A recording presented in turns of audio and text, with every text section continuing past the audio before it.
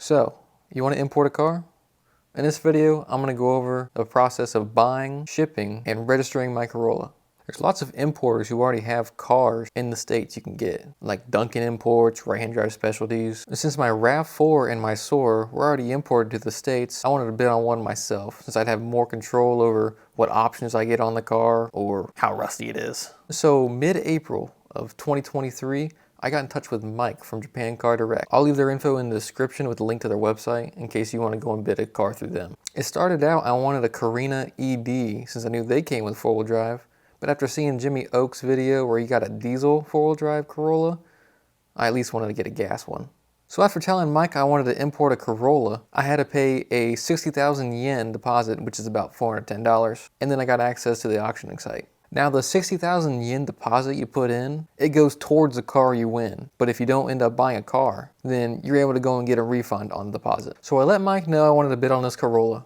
Now he told me, comparing the other cars that came through auction, I should bid about 450,000 yen, which is about 3,200 USD.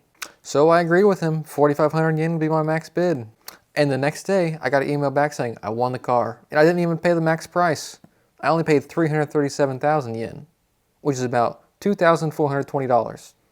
Now I didn't just win a car for $2,400. I also have to pay for the shipping fees from the auction house to the storage, any inspections or anything I want looked at the car if I want them to send pictures or videos for me. I was overseas, so it had to be in long-term storage for at least 3 months. So I had to pay 45,000 yen, which is about 300 some bucks for storage. I also had to pay for the shipping from the cars in storage to the port before it came to the United States. So along with bidding on the car for you, Japan Car Direct is also able to include shipping and marine insurance. So I ended up paying 266,000 yen for the shipping.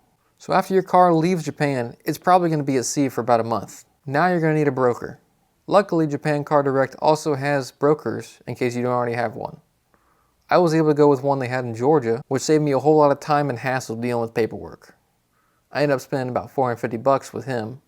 And the only other thing I had to pay was the car's local import fees, which was 178 bucks. So jump from May, whenever I won the car, all the way to November 10th. The car landed in Jacksonville, but it didn't clear customs. I had to wait 4 more days for that. So on the 14th of November, I was able to go and pick up my car. Now if you're picking the car up from the port yourself, you're either going to need a Twix card or a Twix Escort who already has the card. Either way, you're going to be at 150 bucks, but luckily, if you're active duty military, you're able to get on the port with your CAC. Just make sure there's no one else in the vehicle with you if you're trailering the vehicle out.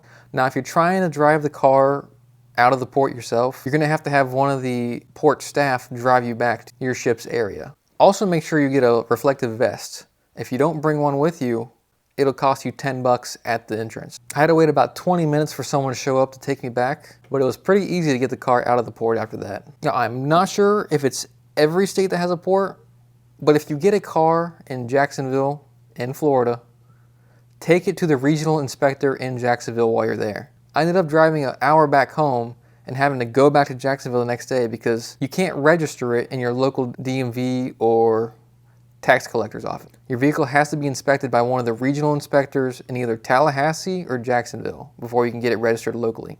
So after I took my second trip back to Jacksonville and got the inspection and came back, I was able to get the car registered.